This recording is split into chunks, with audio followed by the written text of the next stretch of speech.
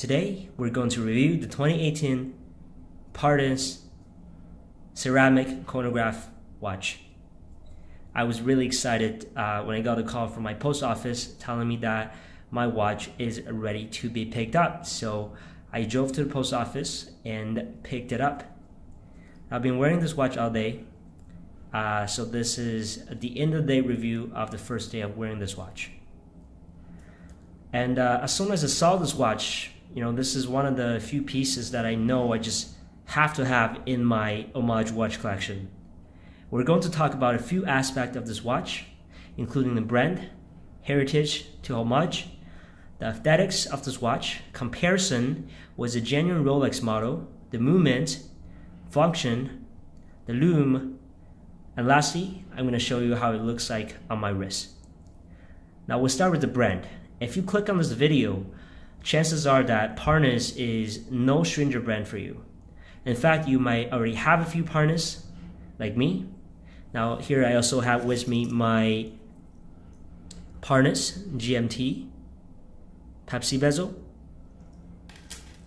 as well as my Parnis Big Pilot, which is homage to the IWC Big Pilot watch on a bun strap. So Parnis is a Chinese, Hong Kong-based watch manufacturer that produce a lot of homage watches in the homage watch community.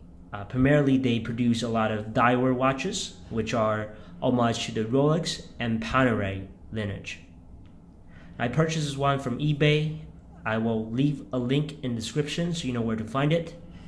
Obviously, this is homage to the 2015 model, the 2015 release of the Rolex Chronograph Daytona, the ceramic stainless steel version of the Daytona, the infamous 116500LN, otherwise known as the watch you have to probably wait 3 years to get at retail price from your authorized dealer, which was retailed at 14,250 Canadian dollars, by the way.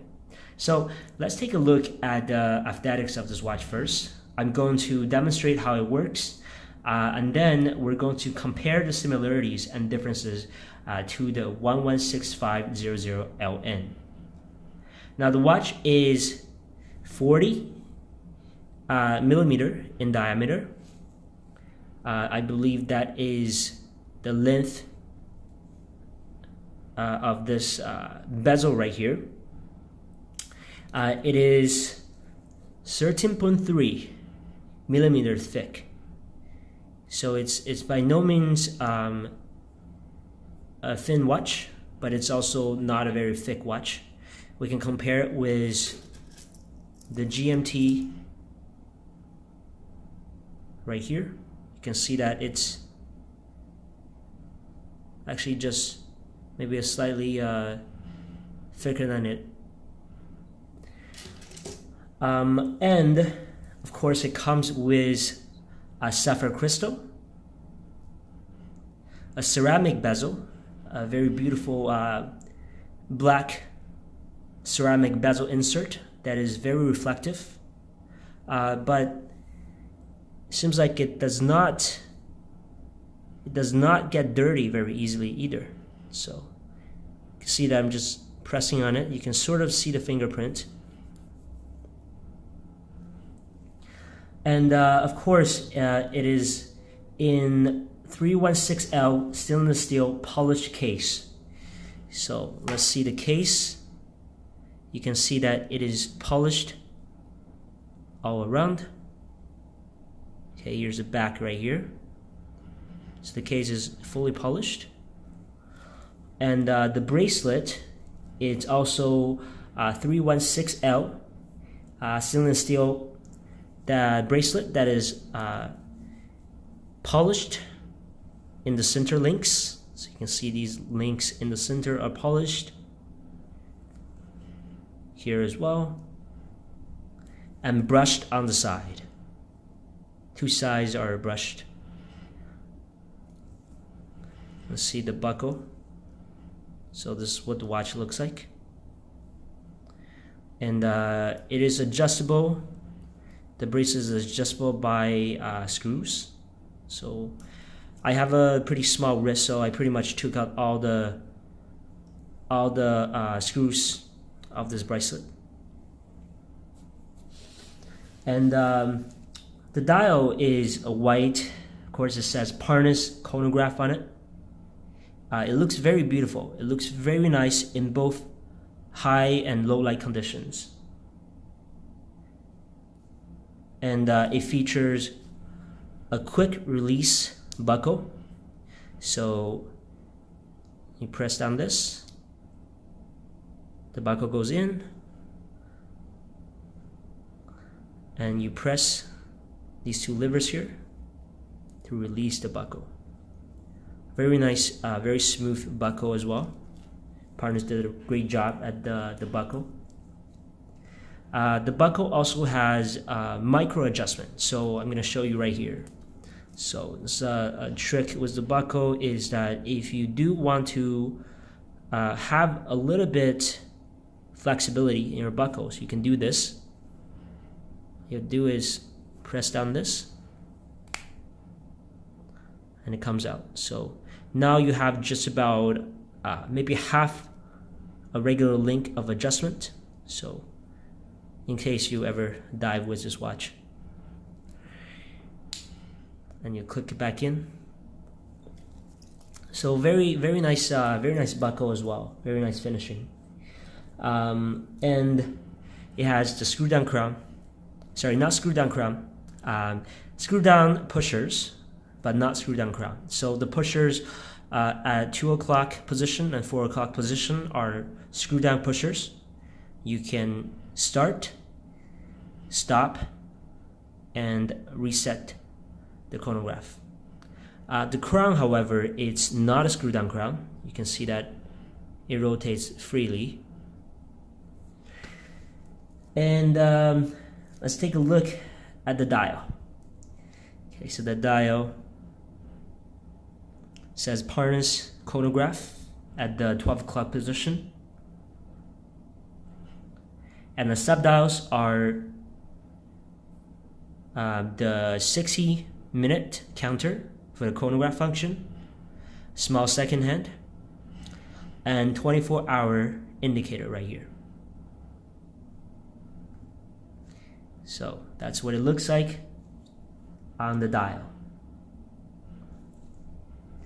This watch features a really interesting movement. It features a SEIKO SII Caliber VK63 mecaquartz movement, which comes with the hour, minute, small second hand display, the central chronograph hand, a 60-minute counter, 24-hour indicator, and also, check this out, the date. That's right, this movement actually comes with the date. However, to make it more stay true to a Daytona, the date is not displayed on the dial. So the only way you can see the date is you have to take the watch apart, and you'll be able to see the date on this watch. So let's talk about the movement for a second. Now this SII Caliber VK63 movement is part of the hybrid mechanical quartz movement line that SEIKO makes, or it's also called mecaquartz. It is a chronograph movement that uses quartz technology for the main function of the watch, to power up the watch basically, and it uses a mechanical module for operating the chronograph. So the chronograph, as I will demonstrate later, actually has a very nice smooth operation. It has a very smooth and sweeping second hand, and also has flyback as well. So it looks very nice, it looks very neat. And this watch, of course, being a quartz watch, is powered by battery, which is supposed to last you 3 years. And according to SEIKO, it has an accuracy of less than 20 seconds per month at normal temperature. Now we're going to operate a chronograph, and I will demonstrate to you exactly how it works. If I pull out the crown, Actually, let me show you how adjustment of this watch works. So if I pull out the crown, you can see that it also has a hacking second. So the small second hand has stopped. Okay, now let's show the chronograph function. I'm just gonna screw out this these pushers. Okay, one at the top, one at the bottom. So this one, as usual, controls the start, stop, and this one's a reset. Okay, let's see how this works. Again, very, very smooth click.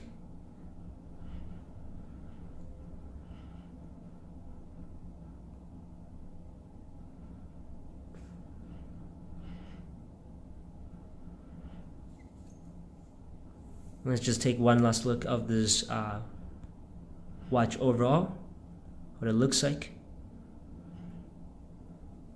while the chronograph is running.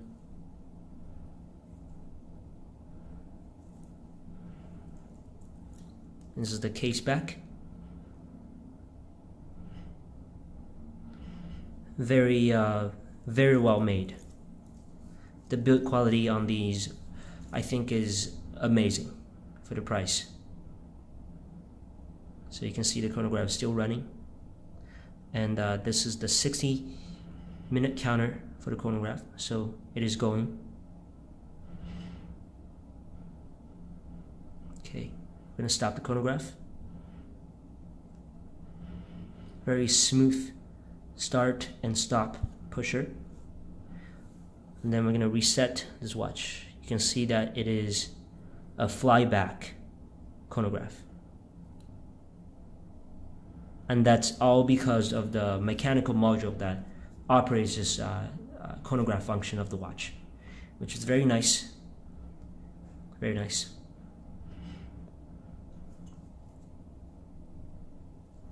Let's try this again. So the chronograph is a key function of this watch. Okay, so you can see this again.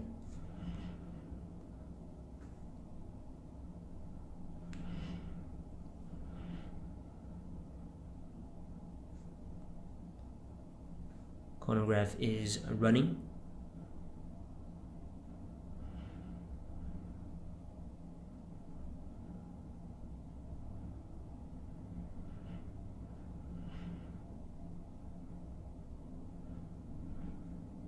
Stop. Very smooth.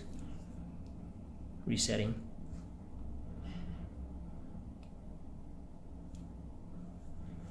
Very nice flyback. Very smooth. So how is this watch different from the Rolex 116500LN? Well, I gotta say Parnis did a really good job in assimilating the design of this watch. You know, it looks absolutely fantastic. A few differences I spotted are obviously the printing on the dial. It says Parnis chronograph.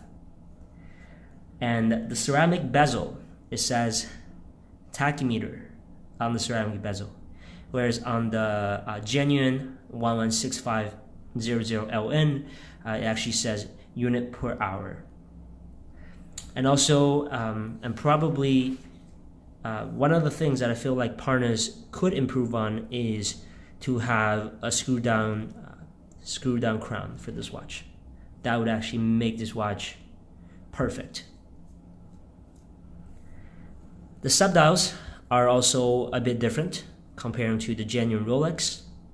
The genuine Rolex, I believe, have two subdials that are 30-minute counter and 12-hour counter on these two positions, whereas on the Parnis we have the 24-hour indicator and the 60-minute counter for the chronograph. Now, I did try to have the chronograph running over 60 minutes.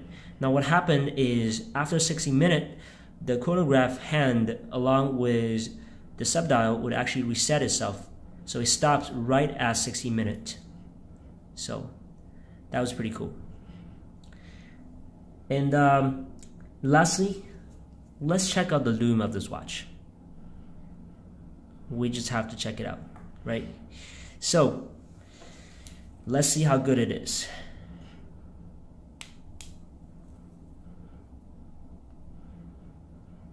I'm gonna charge it up a bit with my UV light. Okay, so you can see now this is in daytime, so you can see the lume is great, green lume, but not amazing, just as I would expect. Now lastly, let's see how it looks on my wrist. I'm gonna take off my gloves.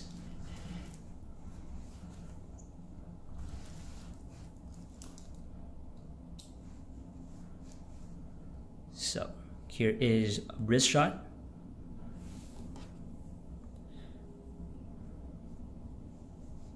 Of this watch. I'm just wearing a dress shirt, but this watch does look great in any outfit that you wear, casual or business. And I know a lot of people want to actually wear their wristwatch a bit higher on the wrist, so that's what it looks like if you were to do that. Granted that I have a small wrist, so this watch does look a little bit big, but I like big watches, so it's fine with me. The conclusion of this watch is I absolutely love this watch. I love this watch. I think whether you are on the waitlist for the 116500LN or just a big fan of ceramic Daytonas, you can't go wrong with a little over $100 on this watch. $100 US, that is. It just looks fantastic, and I love it. I love it. Check out the link in the description if you want to find out where to purchase this watch. Give it a like, subscribe, or share this video if you like, and comment which watch you would like me to review next. There's other Parnis that I could potentially do a review on next time. Anyways, have a great night, watch fam.